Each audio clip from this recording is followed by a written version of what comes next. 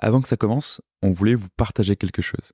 Le but d'Harmony Inside, ça a toujours été de mettre en avant les entreprises qui concilient culture d'entreprise forte et succès business. Et pour ça, on a décidé d'aller un cran plus loin. Harmony Inside, ça reste un podcast, mais ça devient aussi un label. Le label qui vous permet de savoir et de faire savoir à quel point votre entreprise est harmonieuse, avec une culture forte, 100% authentique et 0% bullshit. Si vous voulez en savoir plus, contactez-nous. Mon mail est en description de l'épisode. Promis, vous serez bien reçus. Bon épisode à tous. Ça permet, quand il y a des choix à faire, c'est vrai pour les missions, les visions et les valeurs, mais pour des raisons différentes, avec des points d'appui différents, mais ça permet d'avoir une boussole simple. On n'a pas besoin de sortir le livret d'instructions ou un plan stratégique de 100 pages. En 3-4 mots, on peut se dire ça c'est cohérent avec ce qu'on doit être, ce qu'on doit faire, ou ça l'est pas. On va pas travailler avec quelqu'un qui va nous dire moi j'ai une super idée, on va faire de l'obsolescence programmée. Exactement. Voilà, et on va se mettre d'accord, le produit va tomber en panne au bout de 2 ans et 6 mois, et comme ça on va en vendre plus. On n'aurait pas envie de travailler avec quelqu'un comme ça, et d'ailleurs il se trouve que assez naturellement aucun de nos clients n'a jamais eu cette idée-là. Salut, bienvenue sur Harmony Inside, le podcast qui t'aide à créer une culture forte pour ton entreprise et à réussir ta croissance. Je suis Vincent Aboyance, harmoniste d'entreprise au sein du collectif Biharmoniste, et j'interviewe des dirigeants qui ont réussi à allier à la fois succès business et culture entreprise exceptionnelle. Pour retrouver leurs conseils et si tu aimes ce podcast, abonne-toi et laisse 5 étoiles et un commentaire si tu es sur Apple Podcast. C'est vraiment d'une aide énorme. Bonne écoute. Bonjour Pascal. Bonjour Vincent. Écoute, merci de nous recevoir chez Deltador. En plus, tu nous fais l'honneur de venir à Paris et de quitter la Bretagne. Pas que pour cette interview, mais on en profite et on est très content. C'est un plaisir de te recevoir sur Harmony Inside. C'est très intéressant de découvrir ton parcours en préparant cette interview. Ce que j'ai vu, c'est qu'après, en gros, en 2017, tu arrives chez Deltador. Tu as un profil de cadre dirigeant dans des grands groupes américains, sur des boîtes technologiques. Et puis, tu décides de reprendre la direction d'une entreprise familiale, bretonne, ancrée dans la transition énergétique. Qu'est-ce qui se passe pour toi à ce moment-là ? Pourquoi ce changement de carrière qui peut paraître radical ? Alors, il est radical, en même temps, il est très réfléchi. Donc, je suis pas tombé du lit un matin en me disant je file en Bretagne et ça doit être Deltador. C'était une maturation de plusieurs années, où j'avais envie, effectivement, dans des grands groupes où je me sentais bien, j'avais envie de quelque chose un petit peu plus à taille humaine. C'est-à-dire on était un peu moins à interagir par téléphone, par visio, avec des collègues à l'autre bout du monde. Puis dans un secteur qui est peut-être vraiment du sens. Et donc la transition énergétique chez Deltador, ça a du sens. Je suis arrivé en 2017, c'était 2 ans après les accords de Paris. Donc voilà, c'était très très chaud, ça allait encore plus. Désolé pour le mauvais jeu de mots. Mais bon, c'était quelque chose qui était, moi, qui me tient à cœur. Et donc, pouvoir travailler dans une entreprise technologique dont l'offre, les produits sont inscrits dans la facilitation de la transition énergétique, pour moi, c'était quelque chose qui avait du sens. Au-delà d'être président du directoire, j'étais patron de grosses business units, parfois plus grosses d'ailleurs en chiffre d'affaires que Deltador. C'est toujours sympathique d'avoir un job qui est très transversal. Il n'y en a pas plus transversaux que ça. C'était quand même, c'était une histoire qui vraiment, j'avais maturé depuis plusieurs années et qui tombait vraiment exactement dans ce que j'avais envie de faire. Bon, plus la Bretagne, il y a des régions plus désagréables. Ça m'a permis d'habiter au bord de la mer, ce qui est pas quelque chose de négligeable. Je l'ai pas regretté, notamment au moment du confinement. Mais voilà, c'était le fruit d'une maturation, et puis leur rencontre un peu d'une entreprise qui cherchait un dirigeant qui voulait s'internationaliser plus, donc pour qui j'avais un profil qui correspondait. Changement de génération pour l'entreprise, et qui a fait un vrai travail pour sélectionner le dirigeant, parce qu'il y a eu plus de 100 personnes qui ont été considérées. Donc c'était pas juste on se connaît. Alors, je connaissais le nom Deltador, je connaissais pas la famille, je connaissais pas voilà. Et donc il y a eu un vrai processus de sélection. Mais bon, et c'était mutuel, c'est-à-dire que le fait que la famille ait des valeurs, le fait que l'entreprise ait des valeurs et puis qu'elle ait une mission, pour moi, c'était fondamental. Et simplement pour qu'on se situe et que ceux qui écoutent découvrent, ou connaissent mieux Deltador en tout cas, 7 ans plus tard, Deltador, ça ressemble à quoi aujourd'hui? Qu'est-ce que ça fait et où est-ce qu'on Alors, en est? ça ressemble quand même beaucoup à ce que ça faisait quand j'y suis arrivé, mais avec un certain nombre de changements. J'ai quand même un petit peu fait bouger la trajectoire depuis 7 ans. Donc Deltador, c'est des produits pour l'habitat connecté. Mhm. C'était déjà le cas il y a 7 ans. Alors, quelques nuances quand même pas négligeables. C'est qu'il y a 7 ans, on faisait à la fois l'habitat et ce qu'on appelle la gestion technique de bâtiments, donc des solutions pour les immeubles de bureaux, pour des salles de spectacle, des choses comme ça. Donc on faisait de 40 mètres carrés à, dans certains cas extrêmes, des dizaines de milliers de mètres carrés. Et puis on était très franco-français. Mhm. C'est-à-dire qu'on faisait 70% de notre chiffre d'affaires en France. Et les 30% qu'on ne faisait pas en France, c'était de l'export. Enfin, on avait, quand je suis arrivé, une 25-30 personnes hors de France qui étaient purement des commerciaux qui allaient prendre les produits que la France voulait bien leur envoyer et essayer de les vendre dans les principaux pays d'Europe. On avait une implantation en Asie également à l'époque, ce qui est en Chine, à Singapour, dans les Philippines. Singapour, enfin, les trois étaient liés au business gestion technique de bâtiment. Donc, ce qu'on a fait avec mon équipe, ce que j'ai fait depuis mon arrivée, d'abord, c'est faire des choix un peu plus tranchés que ce qui avait été fait avant, en disant, bon, la gestion technique de bâtiment, c'est un métier qui est assez différent, donc sur lequel on n'est pas forcément les meilleurs. On était franco-français, plus deux, trois tout petits business en Asie. Donc beaucoup d'efforts, beaucoup de temps de management pour quelque chose qui était pas, enfin, en adhérence assez faible avec le reste. En fait, c'était le résultat d'une acquisition faite en 2008 et avec des problématiques, des temps différents et 12% du chiffre d'affaires. Donc, moi, j'ai assez vite été voir mon actionnaire familial favori pour lui dire, bon, moi, je pense que on se fatigue dans ce domaine-là. Pas pour dire on s'épuise, mais on se fatigue, on fait beaucoup d'efforts pour quelque chose qui n'a pas un sens colossal. Donc, ça a été d'abord se dire, voilà, c'est une des valeurs de l'entreprise, focus. On va être focus et se concentrer sur ce sur quoi on est le meilleur. C'est vraiment l'habitat, hein, le logement. S'internationaliser parce qu'il n'y avait aucune raison.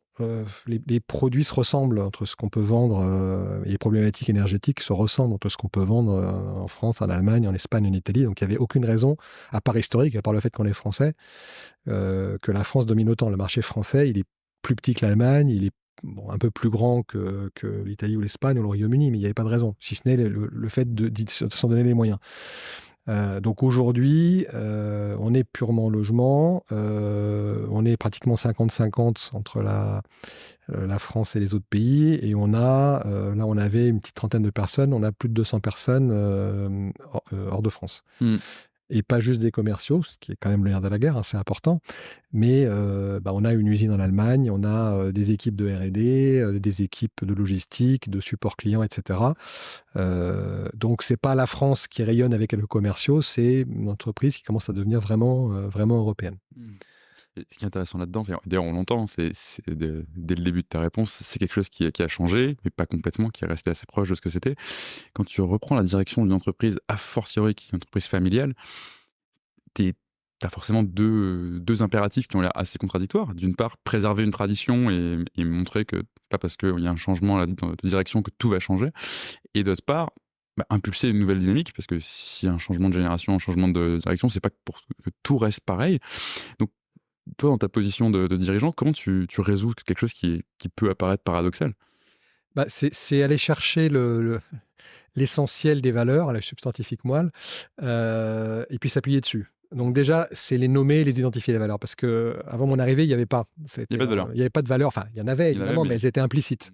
C'est-à-dire qu'il n'y avait pas de mots mis sur quelles sont les valeurs.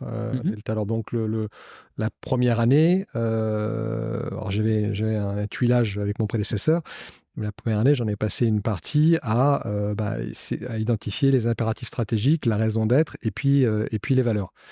Et donc ça, c'était un travail avec les équipes. Moi, j'ai pas été chercher des consultants pour le faire. C'est un travail qu'on a fait en interne en appliquant les équipes pour essayer de leur faire dire et qu'il y a une compréhension commune de finalement, si on devait écrire ces valeurs on les résumait en 2, 3, 4, 5, 6 mots, et finalement on s'est arrêté à 4, c'est quoi? Et donc ça, c'est un travail qui prend des mois. Et mon objectif, c'était d'identifier les valeurs existantes, pas de dire on va en plaquer des valeurs parce qu'elles me plaisent ou parce qu'elles viennent de pas la du préférence. marketing, quoi. Voilà. Donc c'était de les identifier, puis après, ensuite de s'appuyer dessus. Et donc il y a eu un travail qui a impliqué beaucoup de monde, hein, ce qui a l'avantage d'abord de beaucoup écouter et puis d'avoir de l'adhésion, parce que c'est pas quelque chose que voilà, c'est pas encore une fois des consultants qui ont débarqué en disant bon, on a une super idée, c'est voilà les valeurs à la mode. C'est ça qu'il faut avoir. Et donc, à l'issue de cette période de tuilage, la première chose que j'ai faite, j'ai fait un séminaire stratégique dans lequel on s'est dit c'est quoi la raison d'être, c'est quoi la mission, c'est quoi la vision et c'est quoi les valeurs. Et on distinguait bien les deux. C'est pas, c'est pas la même chose. c'est pas la même chose. Tout à fait. C'est pas la même chose et ça a fait l'objet avec on va dire les principaux cadres, une petite centaine après beaucoup d'ateliers et de discussions assez ouvertes pendant 48 heures pour dire bon, voilà ce qu'on a, voilà ce qui est remonté. Est-ce qu'on est tous d'accord pour se dire ce sont ces 4 valeurs-là qu'on identifie et qui nous servent de boussole en fait. Donc on a choisi de les mettre en anglais. Déjà symboliquement pour se dire on n'est pas que français. Et puis aussi parce que c'était plus facile à retenir. Voilà, l'anglais c'est souvent plus condensé, c'est plus facile de faire des acronymes, donc on a choisi en anglais. On a essayé en français et on s'est dit ça sonne moins bien en fait. C'est moins facile à retenir, c'est moins et donc on a choisi de prendre de l'anglais pour être sûr que tout le monde s'en souviendrait facilement. Ça peut revenir qu'il n'y ait pas besoin d'avoir une petite carte tout le temps dans la poche en disant c'est quoi les valeurs, que ça vienne tout seul. Et alors justement, sans petite carte dans la poche, quelles sont ces 4 valeurs? Donc l'acronyme c'est SOFT, Simple, Open, Focus, Trusted. Voilà, et donc c'est volontairement des mots assez courts et des choses assez simples à comprendre. Après, on les a déclinés pour dire voilà ce que ça veut dire être simple, voilà ce que ça veut dire être open, pas en écrivant une encyclopédie, en disant voilà en 4, 5, 6 objectifs, qu'est-ce qu'on entend par simple, qu'est-ce que ça veut dire dans les interactions avec les autres, dans les interactions en interne, en externe, dans sa façon d'aborder un problème, dans sa façon de résoudre un problème. Et puis, dans ces 4 valeurs, en fait, on en a 2 qu'on a identifiées comme assez bien inscrites. C'est-à-dire que voilà, des socles sur lesquels on peut s'améliorer un peu, mais vraiment, c'est déjà très, très solide. Et puis 2, donc on peut dire fondatrices, et puis 2 qu'on a identifiées comme étant présentes, mais avec des besoins de progrès. Alors, je ne vais pas rentrer dans le détail, mais parmi les 2 présentes, il y avait Open, sur lequel on s'est dit, les collaborateurs de Deltador sont des gens qui ne sont pas obtus, qui écoutent, qui sont curieux. En même temps, il y a du progrès parce que on a eu tendance historiquement à faire beaucoup de choses en interne, c'est-à-dire à être très intégré verticalement, et donc à faire appel à des partenaires de façon un peu épisodique. C'est pas dans la culture, on le fait de temps en temps, mais bon, parfois on a du mal parce que il y a un manque de pratique, on va dire. Et puis, je le disais, un peu plus international, donc la conclusion de ce séminaire, c'est ceux qui ont du mal en anglais, on va les aider à monter en niveau parce qu'on va en avoir besoin. Après, une fois qu'on a dit ça, ce qui est intéressant, c'est que c'est toujours quand on se confronte à la réalité que tout le monde est plus motivé. Donc, le jour où on a fait une acquisition en Allemagne, c'était 3 ans plus tard. Donc là, définition des valeurs 2018, on fait une acquisition en 2021. Là, on a eu une augmentation massive des formations en anglais parce que là, il fallait pouvoir communiquer avec des collègues allemands. Il n'y en a pas beaucoup qui se sont dit je vais améliorer mon allemand ou m'y remettre. Donc, l'anglais était le choix évident. Et là, entre les intentions du début où on s'est dit il va falloir progresser en anglais, certains l'ont fait. Mais il y a eu une accélération massive le jour où c'est devenu très, très concret. Le jour où on s'est retrouvé avec 150 collègues de plus de l'autre côté du Rhin. Là, on est un peu au pied du mur et on y va. Bon, après, on avait préparé les choses. Et en même temps, on est au pied du mur, mais l'intention, elle a été posée des années en Absolument. amont, parce qu'il aurait été très facile de s'enliser dans des conflits culturels. Nous, on est français, on parle Mmh. français. Pourquoi Mmh. c'est pas eux qui le font? L'anglais, moi, c'est pas possible. C'est des choses qui existent. Tout à fait. Et donc, c'est vraiment le mot que tu as prononcé d'intention que je trouve intéressant. C'est quand tu travailles là-dessus, tu te dis, on va aller dans cette direction et on arrête de juste subir une culture, on en fait un levier. Mmh. Et alors, justement, ce travail-là que tu fais dès ta première année à la tête de l'entreprise, qu'est-ce que ça a permis? Bah, ça a donné d'abord ça donne ce que je disais, une boussole. C'est-à-dire que, ça permet, quand il y a des choix à faire, enfin, c'est vrai pour les missions, les visions et les valeurs, mais pour des raisons différentes, Mmh. avec des points d'appui différents. Mais ça permet d'avoir une boussole simple. Mmh. Voilà, on n'a pas besoin on n'a pas besoin heu, de, de sortir, le livret d'instructions ou un plan stratégique de 100 pages.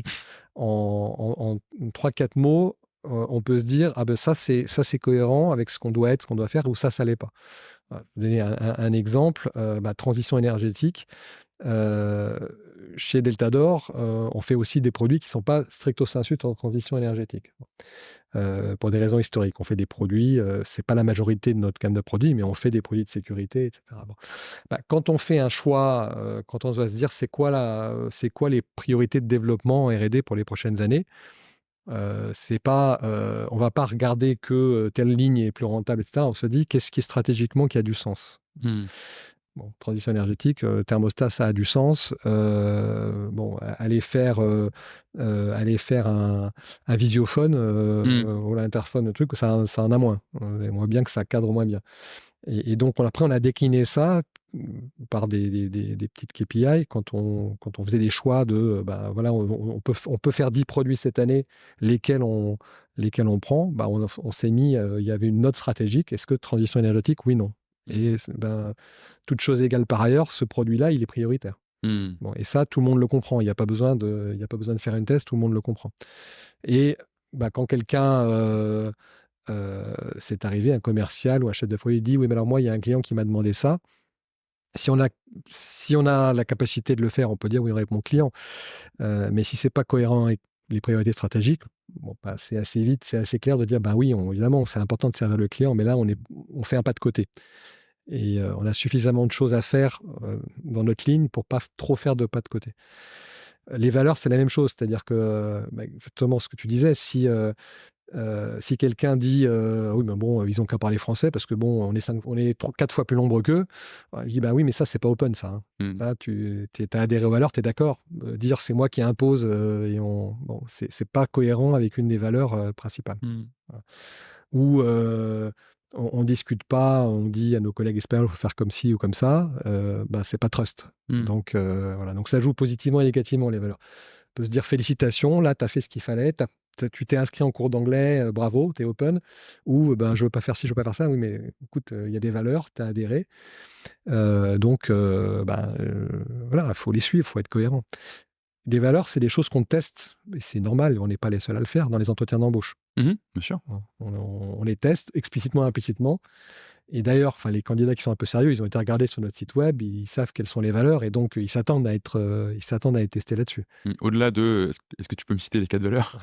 Parce que c'est souvent là que ça s'arrête. Voilà, non, non, on s'arrête. Ah oui, effectivement, si lui, on n'est pas capable, c'est qu'il n'a pas vraiment préparé son entretien, ce qui en soi peut être un peu inquiétant sur la motivation. Mais non, mais c'est comment vous les incarnez. Mmh. Et ce qui est intéressant, c'est que la plupart des candidats, ils nous posent des questions. Ils disent: «Voilà, j'ai compris ça. Est-ce que vous pouvez me donner plus de détails sur ce que ça veut dire, ces valeurs?» Pourquoi, voilà. Et c'est pas une garantie absolue, mais ça aide. Je pense que le fait qu'il n'y ait pas d'ambiguïté là-dessus, ça évite certaines erreurs de casting. Ça Bien va sûr. éviter que certains, viennent en se disant, finalement, bon, j'étais venu, pour quelque chose que j'avais pas bien compris, et je me sens pas si bien que ça. Mmh. Et d'ailleurs, ça se vérifiera assez vite, juste après, puisque au final, même si on passe l'entretien et ce 1er filtre, quand on a des valeurs qui sont fortes, la grève va prendre ou elle va pas Mmh. prendre. Comme quand tu es arrivé à la tête de l'entreprise, si les valeurs n'avaient pas été Mmh. alignées, la Exactement, greffe exactement. aurait pas prise. Et pour revenir sur cet aspect, mission, et cetera, c'est intéressant ce que tu dis sur le fait, on va pas regarder ce qui est le plus rentable, on va regarder ce qui fait du sens, par rapport à notre mission, à notre raison d'être. Là-dedans, en fait, tu décorrèles quelque part le côté stratégie et le côté profit, qui sont en général, ce qu'on t'apprend à l'école depuis toujours, c'est ton but, c'est de gagner de l'argent dans ton entreprise. Alors, on décorrèle, oui, on décorrèle. Après, ça ne veut pas dire qu'on ignore la profitabilité. C'est-à-dire qu'on ne va pas faire des choses en regardant que l'aspect stratégie, des choses qui vont nous faire perdre de l'argent en regardant que l'aspect stratégique. Tu jettes pas l'entreprise dans le fossé. Voilà, je jette pas l'entreprise dans le fossé parce que si on veut remplir notre mission de participer à la transition énergétique, c'est pas en faisant faillite qu'on va la remplir. Non, ça c'est certain. Ce que je veux dire, c'est qu'il y a ces deux aspects, ils sont complémentaires. Voilà, ça nous permet de faire des choix intelligents. C'est-à-dire qu'à deux projets qui ont, par exemple, rentabilité équivalente, on va évidemment prendre celui qui est stratégiquement complètement aligné par rapport à celui qui le sera moins. Voilà. Donc, c'est pondérer notre mission, notre raison d'être, et avec quand même gagner de l'argent pour permettre le développement de l'entreprise. C'est aussi le propre des entreprises familiales. C'est ce qui intéresse généralement la famille. C'est rarement, bien sûr, ils veulent les dividendes, etc., mais c'est rarement ça le drive principal.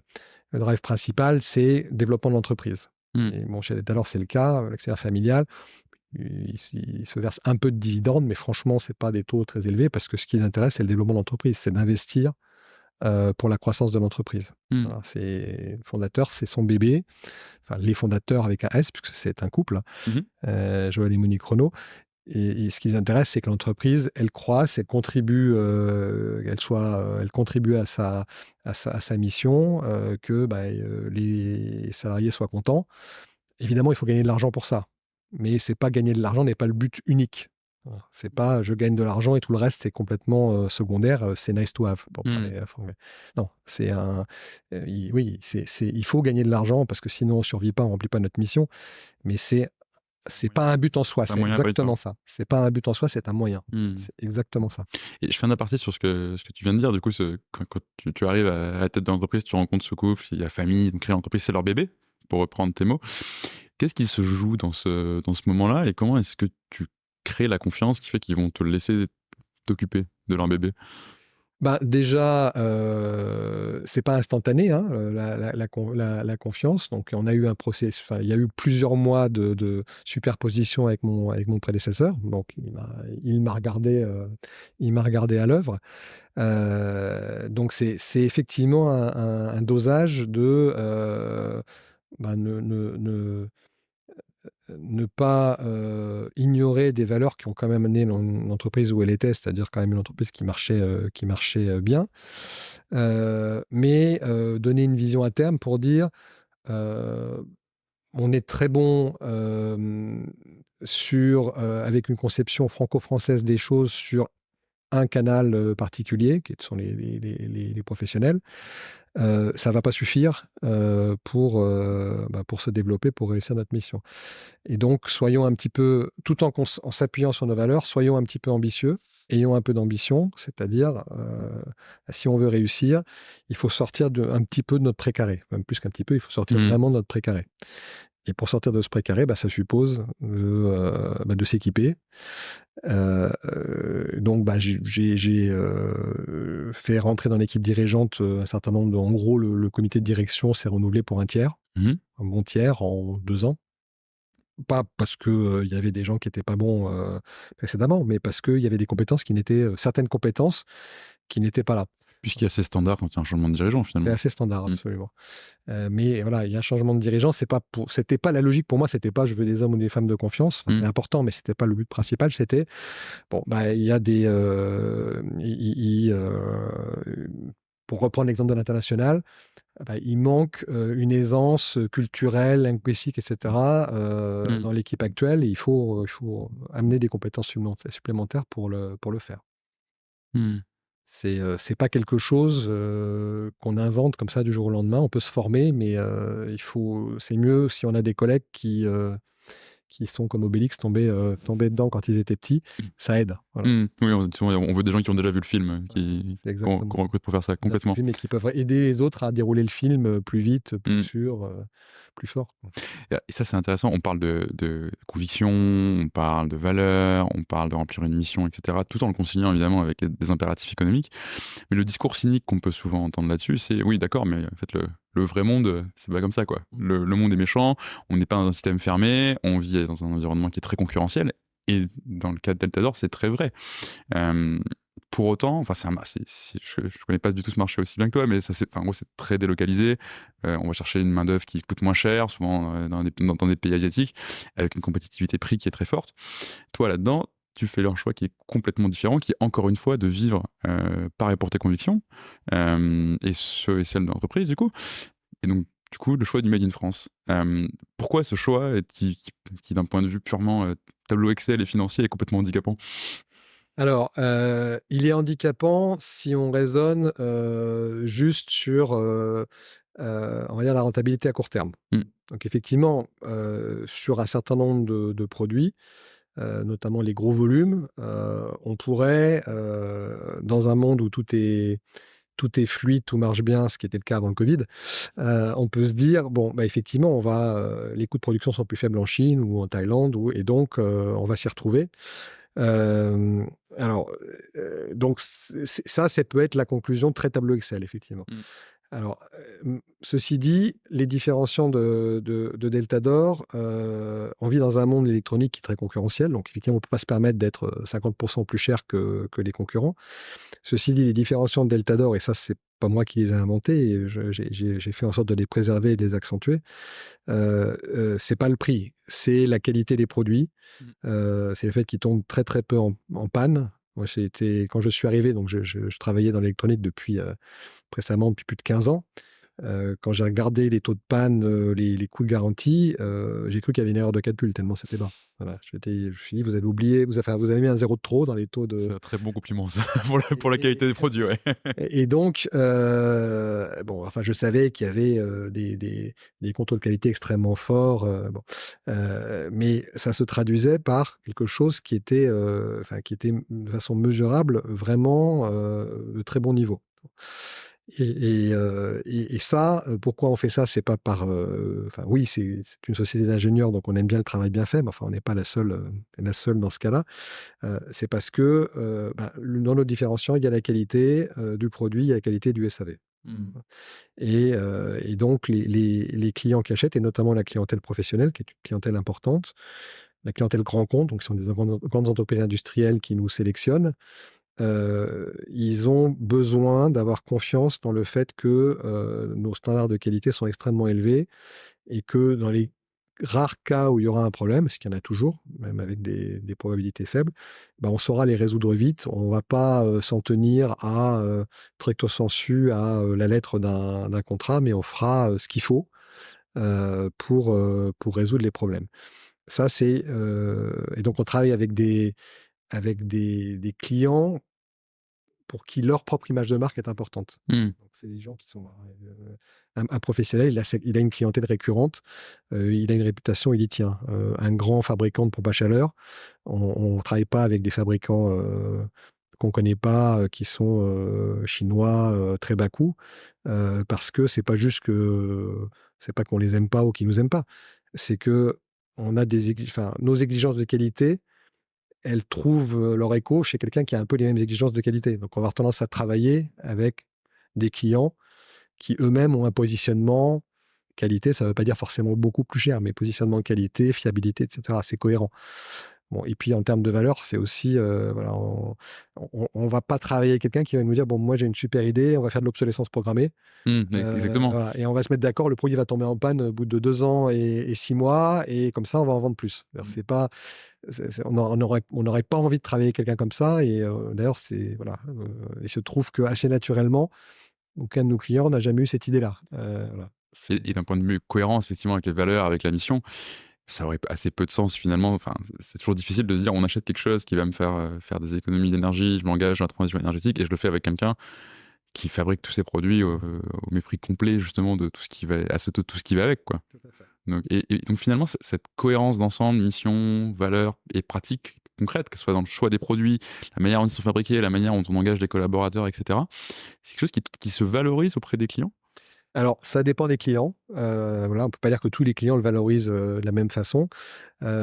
Chez des clients particuliers, il y a une frange de la population que ça intéresse, une autre frange qui, bon, qui s'en fout ou qui, veut bien payer, 10 centimes de plus, mais pas, 5 € ou 10 ou 15. En tout cas aujourd'hui, hein. Et donc oui, vous avez des enfin, voilà, vous avez des, on va dire des CSP+, avec une forte conscience écologique qui se disent: «OK, je vais faire l'effort, Mmh. je vais faire l'effort financier». Ou vous avez des gens qui sont, un peu comme les professionnels qui vont raisonner zéro emmerde, donc qui vont se dire: «Bon, j'achète le produit, je veux pas y revenir, donc je veux pas en acheter un autre Mmh. dans 3 ans». Mmh. Voilà. Pour des raisons écologiques ou pour des raisons, financières ou Bien pratiques. sûr, ouais. J'ai pas envie d'aller le remplacer tous les 3 ans, voilà, j'ai fait mon choix et je veux plus en entendre parler. Et donc ça, oui. Après chez les clients, particuliers, bon, il y en a pour lequel le sujet, c'est le prix, point barre. Mmh.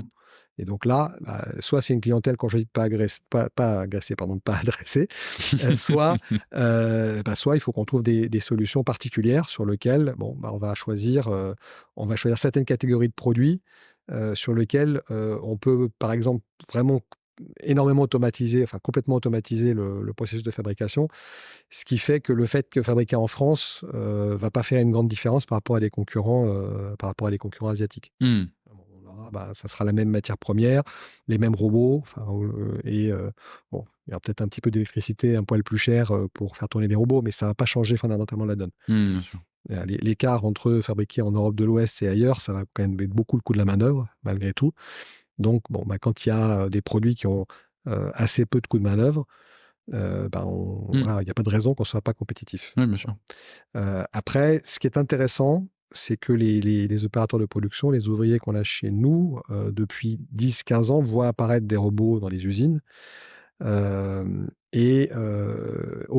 Aucun, alors peut-être qu'ils ont ce raisonnement sans oser le dire, mais je ne le crois pas franchement, honnêtement.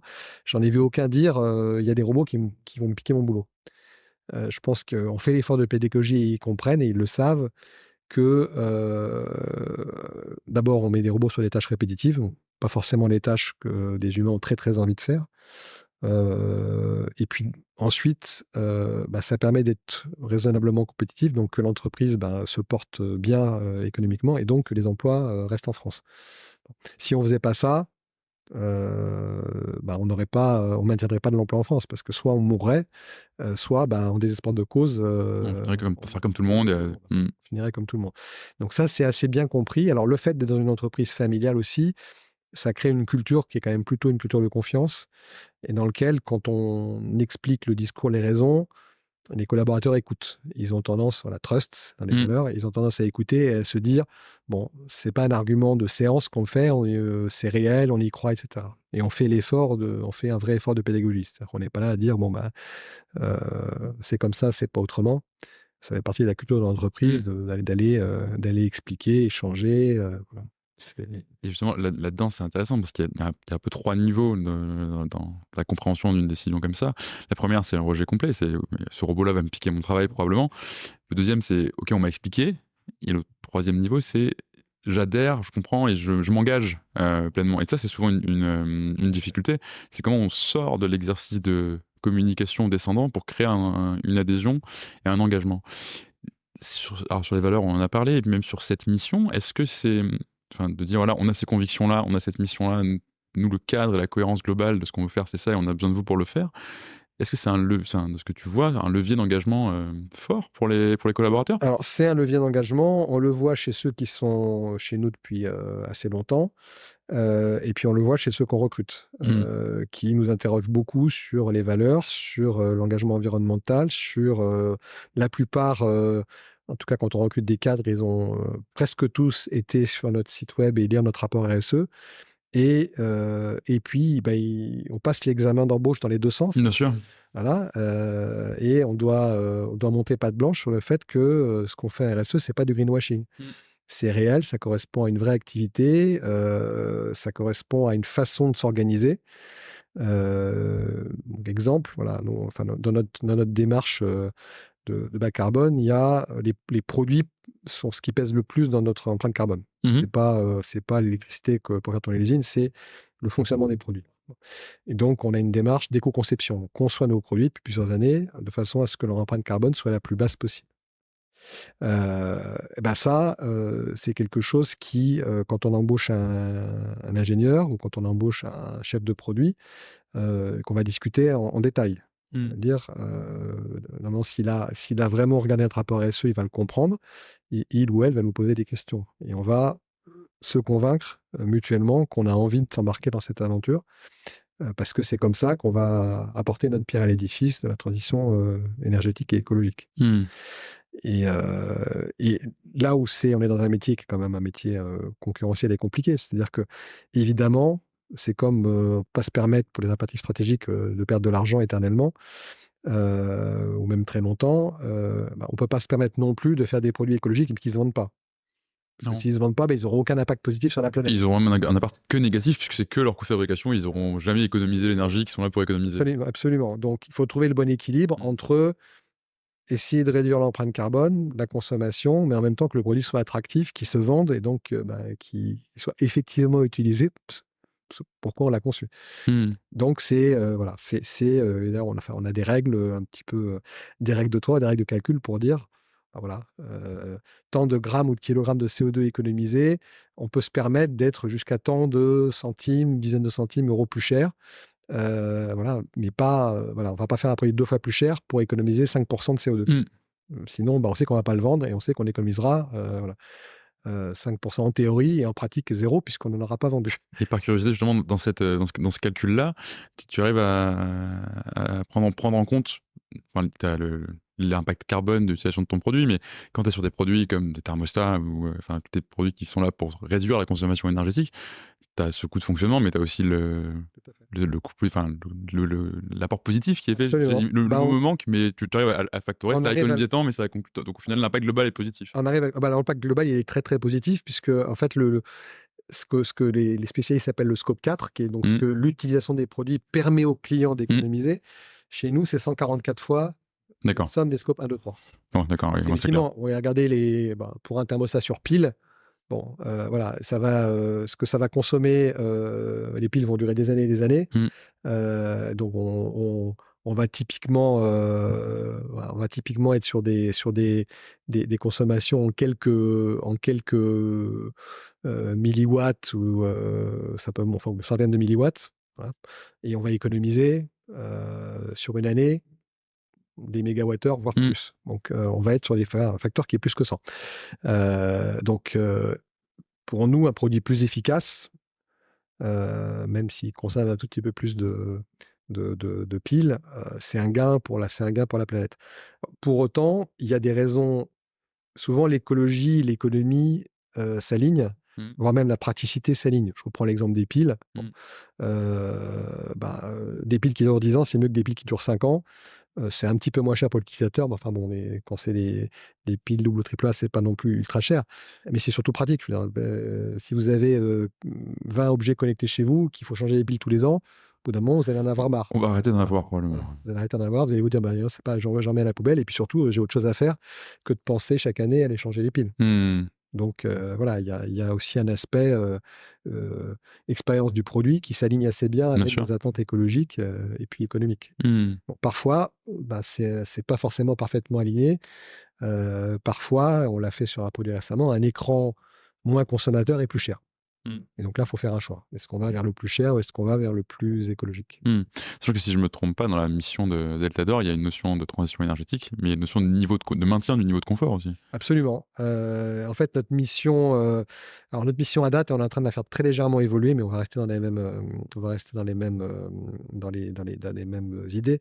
C'est nous offrons des solutions connectées simples d'usage qui rendent la vie chez soi éco-responsable, plus sûre et plus confortable. Mmh. Donc, il y a éco-responsable et confortable. Mmh.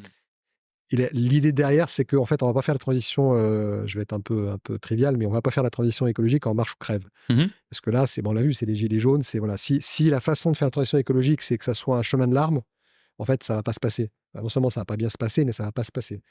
Et donc, notre mission, c'est que ça soit raisonnablement, enfin, trouver l'équilibre entre cette éco-responsabilité et le fait que on sacrifie pas, en tout cas, si on le fait, c'est conscient, c'est pas subi, son confort. donner un exemple, on va reprendre l'exemple des thermostats, puisqu'on en parlait. Bon, pour caricaturer, il y a deux façons d'utiliser un thermostat. C'est de dire, je mets tout à 18, partout, ou finalement, quand je suis dans une pièce où j'en ai vraiment besoin, je suis à 19 ou 20. Mais les pièces inoccupées, que ce soit parce qu'on est dans la journée au travail, parce qu'on est en vacances, elles sont à 15. Bon.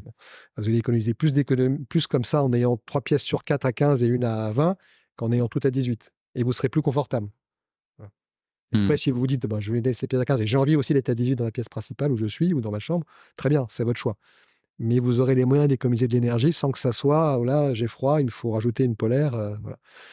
Et voilà, c'est vrai que dans la pédagogie un peu, on est obligé d'être parfois simpliste, mais gouvernementale sur voilà, les économies d'énergie, ça a été, je règle à 19 et tout le monde se dit, bon, voilà, je vais me les cailler, c'est quand même pas génial. Bien sûr. Alors qu'en fait, on peut ne pas se les cailler et économiser de l'énergie.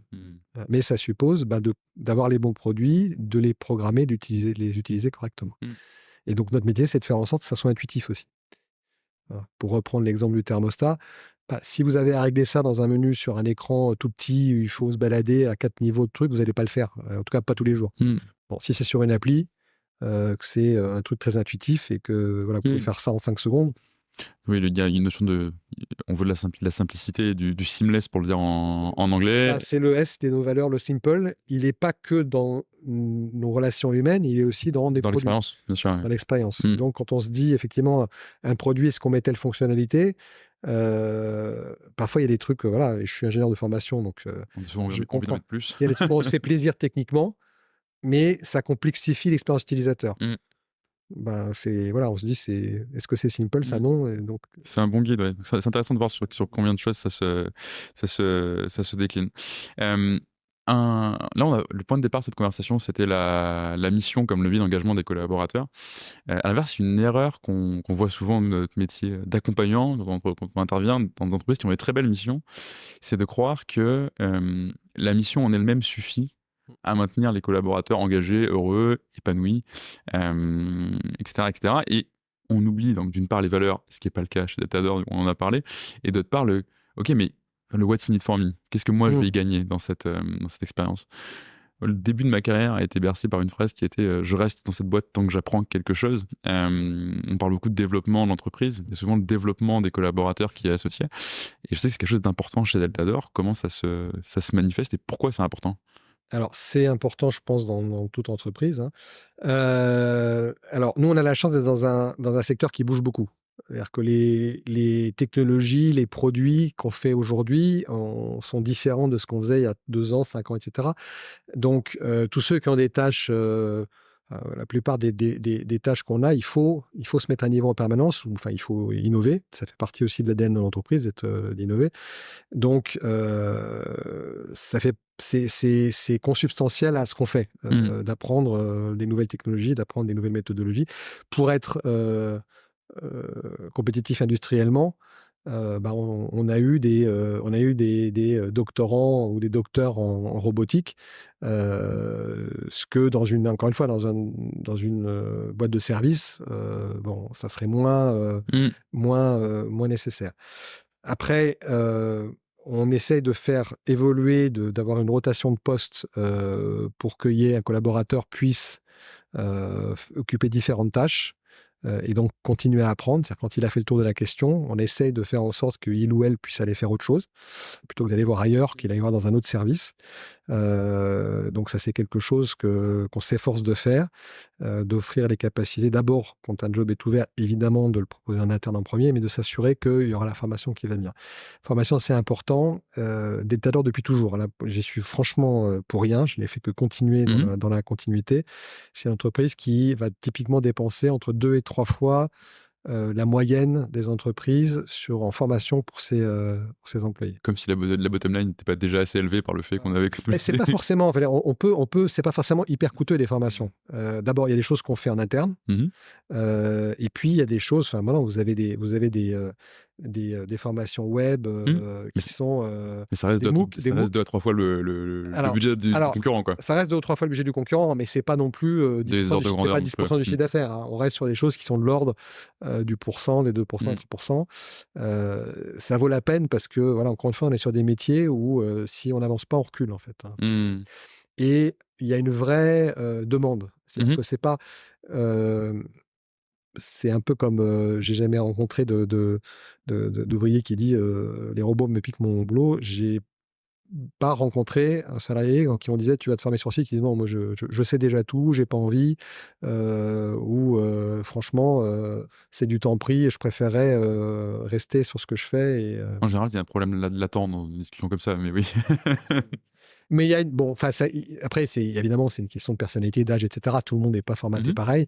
Il y en a qui ont plus envie d'apprendre et d'autres moins. Mais globalement, je trouve que c'est quand même, on est quand même dans une entreprise où il y a une certaine curiosité. Voilà, Mmh. encore une fois, valeur open, Mmh. une certaine curiosité. Il y a pas de, voilà, il y a pas d'arrogance, il y a pas de je sais tout, alors qu'il y en a des gens qui sont très très pointus techniquement, hein, Mmh mh. qui sont parmi les meilleurs spécialistes dans des secteurs. Bon, j'en rencontre pas qui disent non mais voilà, moi enfin, je vais être meilleur que le formateur, donc à quoi ça sert? Oui, non, effectivement, Et c'est voilà, ça peut arriver, pas partout. Bon, ça, il y a pas de ça, il y a pas ce genre de mentalité. mmh. Et ça, encore une fois, moi j'essaie de donner l'exemple, c'est-à-dire de montrer que moi-même je me forme, que je Mmh ne mh. prétends pas, voilà, de le faire savoir, quoi, de façon pas forcément ostentatoire, mais de le faire savoir. Parce que je pense que c'est important de montrer que la curiosité, c'est à tous les niveaux et l'envie de progresser et l'envie d'apprendre, c'est à tous les niveaux de l'entreprise. C'est quoi la dernière formation qui t'a marqué? Et bah, j'ai fait une petite formation IA, voilà, OK. intelligence Ouais, bien sûr, artificielle. ouais. Mmh. Et puis, bah, j'essaie d'en parler, Mmh. c'est-à-dire pas juste pour dire: «Regarde, j'en ai fait une», mais voilà ce que j'ai appris. Mmh. Je partage, de Bien toute sûr. façon, c'est quelque chose qu'on demande en général à nos salariés, c'est quand ils font une formation, eh ben, d'aller, en faire un résumé, pour les collègues pour qui c'est pertinent. Mmh. Voilà, de façon à ce que tout le monde puisse en profiter. C'est voilà, pour certains, ils n'ont pas le temps cette année ou c'est moins essentiel que le métier de leur voisin, mais quand même, il y a des choses à apprendre. Mmh. Donc quelqu'un qui sera peut-être un métier technique qui va faire 20 heures de formation en intelligence artificielle, bon, il pourra faire un résumé de 15 minutes à d'autres collègues et ça fera très bien l'affaire. Mmh. Et ça fait partie un peu du deal quand on fait les formations, de dire bon bah faut évangéliser un peu ceux qui ne l'ont pas fait, soit parce que c'est moins important, soit parce que ils avaient pas c'était pas dans les priorités de leur manager. Pour autant, on partage. Mmh. On fait ce qu'on appelle des forums techniques 4 fois par an. Donc c'est la direction de la technologie qui va faire pendant 1 heure et demie, 2 heures, ben, 2 sujets techniques vulgarisés pour toute l'entreprise. Mmh. C'est-à-dire, bon, un expert technique, il va expliquer quelles sont les grandes tendances technologiques qui nous impactent. Et on demande en fait un peu à tout le monde, bon, pour l'année prochaine, qu'est-ce qu'il y a des sujets que vous avez envie qu'on traite? Mmh. Voilà. Et Mmh. puis on va plancher en disant, bah voilà, voilà ce sur quoi nous travaillons nous, voilà ce sur quoi l'industrie travaille, voilà les grandes tendances technologiques. Et c'est partagé, voilà, c'est pas juste pour la R&D, pour le directeur technique, c'est, on invite tout le monde. Mmh. Qui veut venir vient. Alors c'est là que les outils sont bien parce que on faisait ça il y a 5 6 ans, c'était 20 personnes dans une salle de réunion en Bretagne. Mmh mh. Et évidemment en français. On le faisait pas en breton, on le faisait en français. Mais bah, maintenant on le fait, en anglais, en visio. Mmh. Et donc, bah, on a des collègues, de toutes les nationalités qui peuvent y participer et c'est la seule façon, voilà, les outils on utilise des outils modernes. C'est la seule façon de le faire à l'échelle. C'est-à-dire qu'on va Mmh. pas sinon on va faire, 50 fois la réunion, par paquet de vin et on va jamais y arriver. Mmh. C'est intéressant, ça crée des moments, culturels, en s'appuyant sur sur les aspects techniques et puis on parlait que c'était une entreprise d'ingénieurs, donc beaucoup de choses très très techniques. Par curiosité, est-ce que ça a des formations ou des sujets, plus humains, plus conceptuels, plus, je sais pas, axés sur le développement du manager, qui sont souvent, par exemple, des choses qu'on a du mal à faire passer dans des boîtes très techniques. Est-ce que ça trouve sa place aussi dans Alors oui, l'apprentissage? ça trouve sa place. On a fait faire, ça trouve absolument sa place. On a fait faire, un exercice à pas mal de managers sur les grandes typologies de personnalités. Mmh. Il y a 2 grandes, il y a 2 grandes, Il y a de grandes méthodologies très utilisées un peu partout dans le monde qui sont Myers-Briggs et puis DISC. Nous, on a choisi DISC. Moi, j'avais fait Myers-Briggs dans une vie antérieure. Donc, c'est très soft, hein, c'est pas du tout technique. Non, pas du C'est tout. voilà, les grandes personnalités, plutôt, les gens plutôt process, les gens plutôt sociaux, etc. Rouge, jaune, vert, bleu. Voilà, les rouges, jaunes, verts, bleus. Et ça, ça a beaucoup résonné, beaucoup chez les ingénieurs parce que ça donne des outils et puis ça permet, justement, quand on travaille avec quelqu'un quand on travaille avec quelqu'un qui est le bureau d'à côté, on cerne sa personnalité quand même assez naturellement. Quand on travaille avec quelqu'un qui est de l'autre côté du Rhin, avoir deux trois outils qui permettent d'aller, de s'aider à se dire: j'ai telle personnalité en face de moi, donc il va falloir que je l'aborde comme ça pour qu'on se comprenne bien». C'est assez utile et ça a été aussi assez, alors on a fait un peu pour le rendre un peu ludique, on a fait, Heu il y a des groupes, ceux qu'on avait fait les groupes pilotes, on leur a demandé: «Bon, vous avez croisé Pascal Portelli 2-3 fois, allez, à votre avis, Mmh. quelle dimension?» Et la plupart ont été très, très bons. La Mmh. plupart ont dit, bon, comme quoi je dois être assez transparent. Et la plupart ont vraiment ont été très bons. Ils ont d'ailleurs il y a certains que j'avais vus, en personne 2-3 fois en réunion, pas Mmh. 20 fois, hein. Mais ça devient souvent une expression dans le langage courant. Lui, il est rouge, lui, il est jaune, lui, Ouais, il est comme tout à ça. fait. Mmh, c'est Ça, on l'utilise et c'est bien, je trouve que c'est bien qu'on Mmh. l'utilise. Parce que, ça permet de voilà, notamment dans les situations où on n'est pas d'accord ou les situations ça arrive, hein, les situations de conflit, de se dire: «Non mais bon, ça c'est normal, il est rouge, il est un peu brut de décoffrage, faut pas que je prenne ça personnellement». Ou, voilà, le rouge qui s'énerve parce qu'un bleu, va pas vite. Il dit: «Non mais c'est normal, c'est un bleu, il faut que je le convainque sur le fait que tout ça est basé sur des faits», et ça donne des outils, qui permettent d'aplanir voilà, de rendre des choses plus sereines, et puis de créer des atomes crochus là où parfois, les différences de personnalité fait que, Mmh. c'est un peu plus compliqué. Et justement, c'est intéressant parce qu'on se forme, on s'outille, tout ça, c'est aussi au service d'une ambition. On le disait quand tu es arrivé à la tête de Deltador, c'était 70% du CA qui était en France. L'objectif, c'est que maintenant 70% de CA soit fait à l'international d'ici 2030, si je ne dis pas de bêtises. Comment on fait justement pour exporter une culture dans laquelle la France a autant de place, que ce soit au niveau de l'ancrage local, de la fabrication, enfin, c'est un élément fort de l'identité de Deltador. C'est un élément fort. Il y a déjà, d'abord, je disais, le fait d'interagir plus avec des collègues étrangers. Mmh. Le simple fait, voilà, on est plus de 200 collaborateurs, ça fait qu'il y a des interactions beaucoup plus fréquentes avec des non-français, Mmh. et donc, bon, évidemment, bon, il y a des ouvrières dans l'usine, en Bretagne. Bon, elles vont pas parler des collègues allemandes ou, Tous les jours en tout d'accord. cas, oui. Mais dans les métiers, on va dire un peu plus, transverses, bon, les équipes achats, il y a une équipe achat. Mmh. Il y a pas, une équipe achat allemande qui va rapporter au patron allemand, une équipe, achat française qui rapporte au patron français. Il y a une équipe achat, ils travaillent ensemble. Mmh. Ils se répartissent les tâches. Il y en a un qui va être plus spécialiste d'un domaine ou d'un autre domaine. Ils travaillent pour compte commun. Mmh. Et donc, ils se parlent, enfin, quotidiennement, et donc, ça crée une façon de travailler, une ouverture culturelle qui fait que, le jour où on a un peu plus grossi, que ça soit organiquement, Mmh. en acquérant dans d'autres, boîtes, les réflexes sont déjà là. Mmh. C'est souvent le premier pas qui est le plus difficile. Mmh. Premier pas, on l'a fait. Alors, on fait des erreurs, hein, quand on fait les premiers pas, toujours, hein. C'est comme quand on a un bambin, Mmh. voilà, on trébuche et parfois, on se fait un peu mal.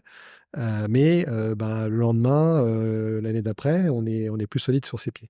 Donc il y a l'intention, c'est ce qu'on disait en 2018, on se projette, on dit qu'on Mmh. va faire ça, puis après, on apprend en faisant, comme Mmh. tout le monde, hein. Mmh. Et donc oui, c'est bien d'avoir des gens qui ont déjà les heures de vol, mais pour ceux qui les ont pas, ils écoutent ceux qui les ont, mais il faut aussi qu'ils le vivent et qu'ils Mmh. aient leur propre parcours. Ça veut dire aussi qu'on attire des profils, et ça a été mon cas, hein, pour arriver, qu'on attire des profils, qui viennent pour ça. Mmh. Qui viennent Mmh. en disant: «Bon, moi, je vais aider notre patron, des ventes, hors France, un Italien», Mmh. bon, qui vit en France, qui parle parfaitement français, mais qui est italien. Mmh. Il y a donc ce contexte interculturel qui Exactement. mmh. Contexte interculturel, je veux dire, il l'a vécu depuis, et il parle, couramment espagnol, évidemment couramment anglais. Donc pour lui, il est comme un poisson dans l'eau dans ce contexte-là, et donc il peut embarquer ou aider d'autres, il peut les coacher, pour leur dire, voilà comment ça se passe, et si tu n'arrives pas à voir la différence, tu m'appelles et je t'aide. Mmh. Et je vais t'aider. Je vais pas te Mmh. dire, «Bon, écoute, c'est évident». Je vais te dire: «Bon, voilà comment ça se passe, voilà comment va raisonner, un Allemand, un Italien». on a fait, peu de temps après l'acquisition en Allemagne, on a fait un séminaire de management dans lequel on a discuté les différences interculturelles. Mm. On a pris des points de référence un peu voilà, qu'il y a dans des bouquins très connus sur le sujet. Et puis, on a dit, bon, Mm. voilà, sur telle dimension, l'archétype français, anglais, là, il fait ça. Voilà. Mm. Qu'est-ce qui est une caricature? Mhm. Qu'est-ce qui est réel? Et puis, votre expérience, on a fait ça au bout de 3 mois, l'acquisition. Votre expérience, est-ce qu'elle correspond à ça ou pas? Est-ce que vous situez, vous, français, vous pensez que vous êtes au niveau du français moyen en entreprise, allemand? Et puis après, bah, vous allez vivre ça au quotidien et garder ça en tête. Voilà. Les 2 entreprises d'ingénieurs, évidemment, plutôt on fait des process, et donc les Allemands un peu agréablement surpris que les Français soient moins, je veux dire un peu moins bordéliques que Mhm. et puis, bah, symétriquement, des Français, les chefs de projet contents qu'il y ait des Allemands qui aiment bien documenter les choses, qui, ne passent pas leur vie 3 mois après à remettre en question des décisions. Et donc, ce qu'on a essayé de faire, c'est de voir le meilleur de chaque monde. Mm. Ça, c'est intéressant parce que bah, tu en parles maintenant que ça a marché. Mais réussir une acquisition d'une entreprise déjà dans la même culture, c'est très difficile puisqu'il faut que d'abord les cultures entreprises fonctionnent. Quand tu le fais dans un contexte interculturel, c'est au carré, c'est pas 2 fois. Il faut vraiment réussir à faire matcher et les différences de culture entreprise, de valeurs, de mission, comprendre le projet commun de la boîte, etc. Avec, bah, en fait, moi j'ai grandi dans tel contexte culturel, donc je valorise ça, on m'a appris ça, et toi c'est différent, donc enfin, le côté de la translation, cette stratégie de rapprochement culturel, elle était conscientisée dans le process? Oui, complètement. Et alors, est-ce qu'on l'a fait assez vite, assez bien et tout? Probablement pas, hein, parce que voilà, c'était la première grosse qu'on faisait et même si moi et d'autres, dans l'équipe de management avaient vécu ça, on fait toujours des erreurs. Mm. C'est toujours plus compliqué que ce qu'on imagine, plus lent et cetera. Mais avec une démarche évolue.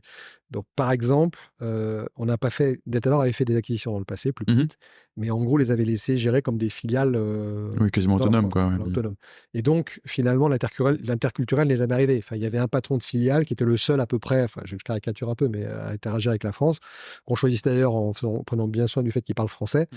Bon, tant dire que, voilà, c'était le niveau d'interaction était, vraiment, vraiment minimum. Mm. Là, on s'est dit, si on veut progresser, il faut qu'il y ait des interactions. Et donc, ce que je disais, des équipes fonctionnelles ensemble. Il n'y Mm. a pas l'Allemagne qui fait avec toutes ses fonctions tout ce qui est allemand et la France qui fait avec toutes ses fonctions tout ce qui est français. Et tout ça s'ignore royalement, sauf au niveau de la direction générale. Parce que pour comprendre, parce qu'il y avait des forces techniques, par exemple, différentes selon les pays. L'entreprise qu'on a acquise en Allemagne, il y a des lignes de produits sur lesquelles ils étaient plus forts et réciproquement. Et donc, il y avait clairement des synergies à faire. Mm. Alors, les thermostats, c'est une force en France depuis des années. En Allemagne, ce n'était pas le cas. Bon, on n'allait pas demander aux Allemands, ça aurait été idiot d'être chez Deltador et de demander aux Allemands d'apprendre tout seul à faire un thermostat. Oui, bien sûr. Voilà. Et réciproquement, il y a des produits qui gèrent des ouvrants, sur lesquels les Allemands faisaient ça depuis plus longtemps que les Français. Mm. Voilà. Oui, et puis même sur des fonctions support, ça a du sens de les mutualiser, comme dans le cas d'une fonction achat. Enfin, le but de faire une acquisition, c'est, enfin, si on peut mutualiser des pratiques et des centres de coûts, bah, autant que ça sert à quelque chose, quoi. Bon, et l'approche était de se dire, encore une fois, c'est pas parce que c'est le français qui acquiert que tout ce qu'on fait est nécessairement meilleur. Mm. Pas parce qu'on est un peu plus gros qu'on est nécessairement meilleur. Donc, c'est de se dire, bon, on va regarder, pratique par pratique, fonction par fonction, Mm. qu'est-ce qui est le mieux. Mm. On va essayer de prendre Mm. ce qu'il y a de meilleur dans chaque pratique. Et sans a priori, voilà, et en étant assez ouvert, donc ce qui est jamais facile parce qu'il y a les habitudes, il y a les pratiques, on utilise tel logiciel d'un côté, tel de l'autre. Ben, si on veut fusionner, il y en a deux qui va devoir tout réapprendre. Mm. C'est jamais très agréable, hein, Non, c'est c'est du certain. temps. Donc il faut que ce choix il soit fait, ça soit pas un choix, bon, bah, les Français décident et les Allemands suivent. C'est pas comme ça qu'on a de l'adhésion, puis on n'a pas forcément de meilleurs outils ou des meilleurs Mm. process. Et ça, c'est une stratégie culturelle en soi. C'est-à-dire la fusion va reposer, ou l'acquisition va reposer sur ces principes-là, on va le procéder de telle manière, ensuite on va en discuter, donc vous en discutez entre vous au niveau dans ce séminaire de management. Est-ce que c'est quelque chose qui derrière a été redescendu dans les équipes, les Oui, modes de ah bah fonctionnement oui, oui, communs, bien sûr. Ah bah oui, oui, bien sûr, parce que c'est essentiel, parce que Mm. si ça reste au pur niveau managérial, bon, enfin ça reste pas lettre morte, il faut pas exagérer, mais enfin, ça reste superficiel. Mmh. Il faut que ça soit redescendu dans les équipes. Et c'est là que le management intermédiaire local est très très important. Mmh. Parce que c'est pour la compréhension, pour que ça soit au quotidien et pas juste des grands principes qu'on revisite tous les 6 mois. Il faut que ça se passe dans tous les niveaux de l'entreprise. Mmh. Très intéressant. Il y a un dernier sujet que je voulais qu'on aborde ensemble, qui est plus au niveau de l'écosystème. On a beaucoup parlé de Deltador, on a parlé du fait que c'était une entreprise industrielle. Euh, à l'époque où j'allais en cours d'économie, on me faisait lire des bouquins qui s'appelaient La France sans ses usines. On a beaucoup parlé du secteur industriel comme quelque chose de sinistré en France, qui n'existe plus.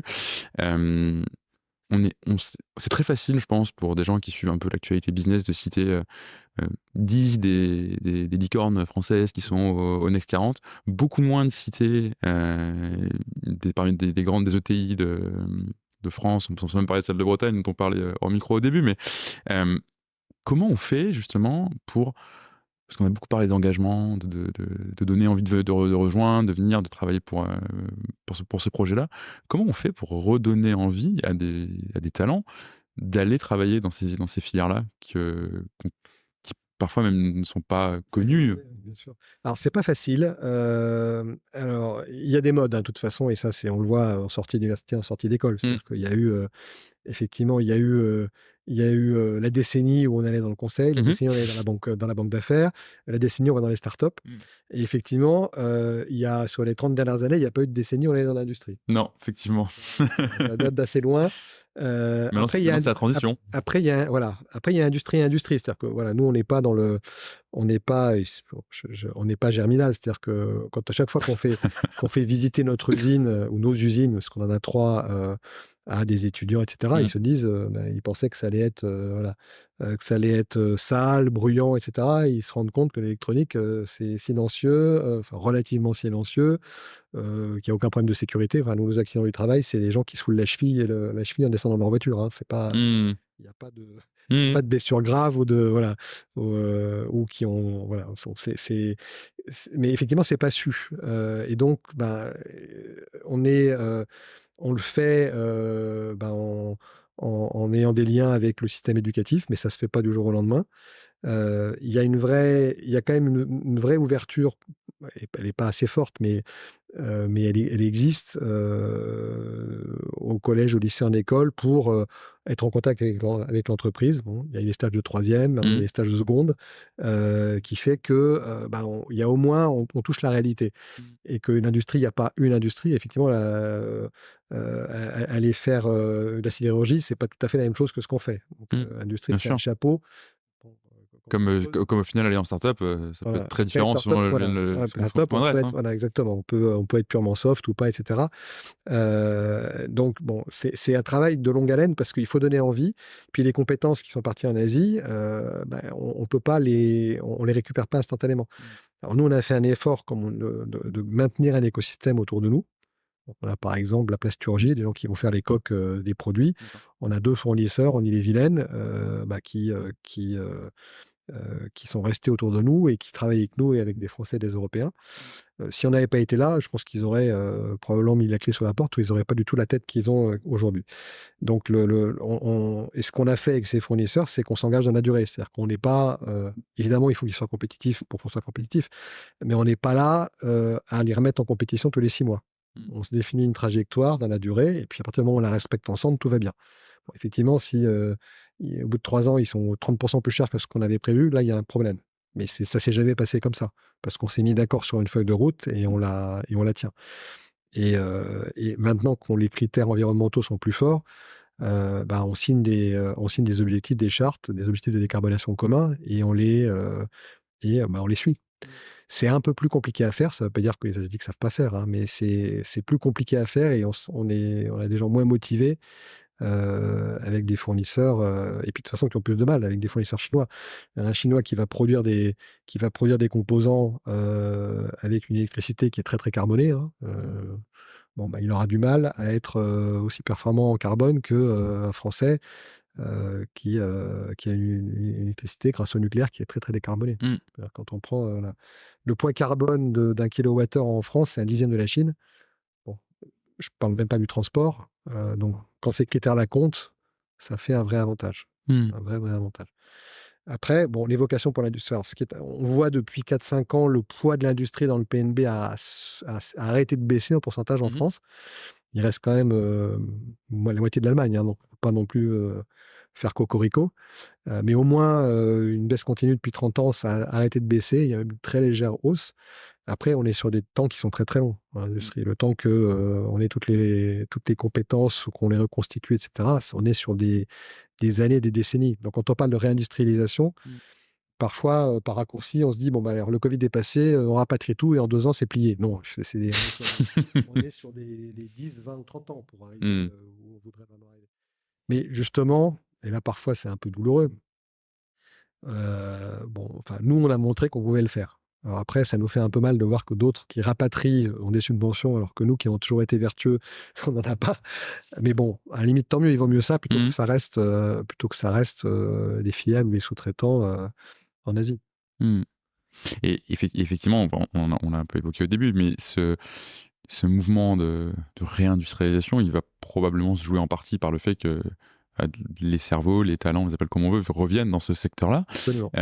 Qu'est-ce qui marche pour Deltador en termes d'attractivité? Bah, alors, qu'est-ce qui marche? Des choses qu'on a discutées. Un, on est dans un secteur qui fait sens. Mmh. Voilà, bon, après, il n'y a pas de saut métier, mais voilà, Mmh. on est vraiment au cœur de la transition énergétique.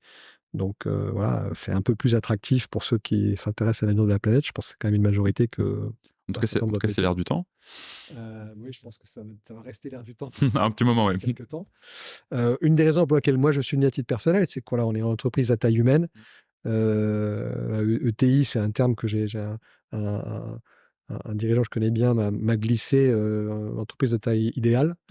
Voilà. Donc, c'est pas intermédiaire coincé entre gros et petits, c'est idéal parce qu'on a un certain nombre d'avantages des grandes entreprises. C'est-à-dire qu'on a quand même une structure, Les moyens. une solidité des moyens. On fait pas tout en bricolant. Et puis, en même temps, on est suffisamment petit pour avoir l'agilité, avoir voilà, pouvoir que n'importe quel salarié puisse nous croiser dans les couloirs et dire tiens, il faut qu'on parle de quelque chose. Voilà, on parle de quelque chose là, on a 10 minutes.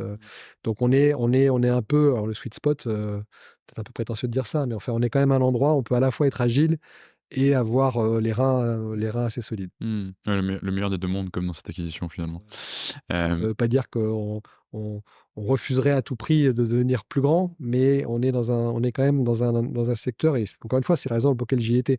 Je me suis posé la question honnêtement pendant quelques années dans ma carrière précédente, de dire est-ce que je fais start-up ou ETI ou mhm. PME.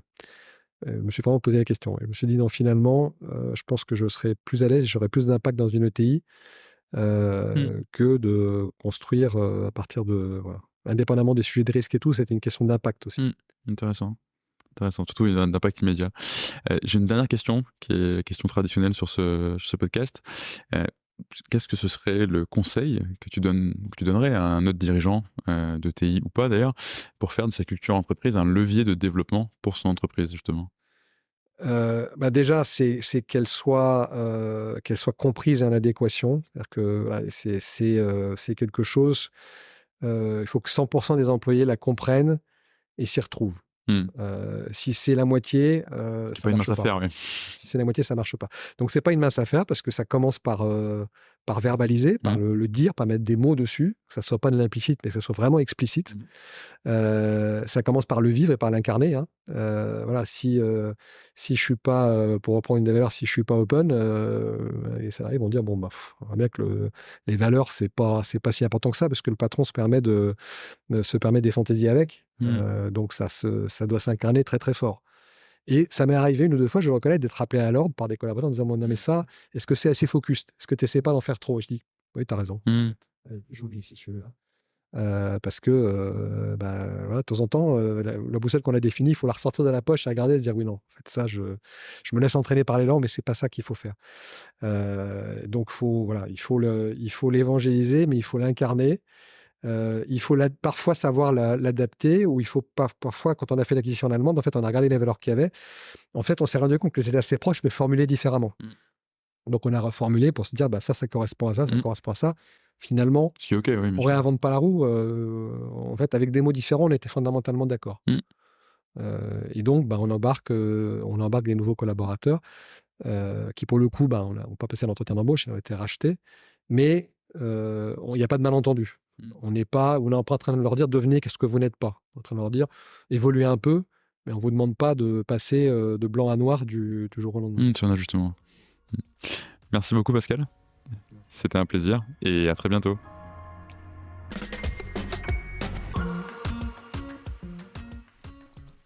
Merci d'avoir écouté cet épisode jusqu'au bout. Si vous êtes là, c'est sans doute que ça vous a plu. Si vous voulez nous aider, n'hésitez pas à partager cet épisode à votre boss, à votre ami qui veut monter une startup depuis toujours, ou à toute personne qui pourrait être intéressée par la culture d'entreprise. Vous pouvez aussi vous abonner sur Apple Podcasts, Spotify ou toute bonne application de podcast. Et vous pouvez également nous laisser un avis 5 étoiles de préférence sur Apple Podcasts. À très bientôt pour un nouvel épisode et merci à tous.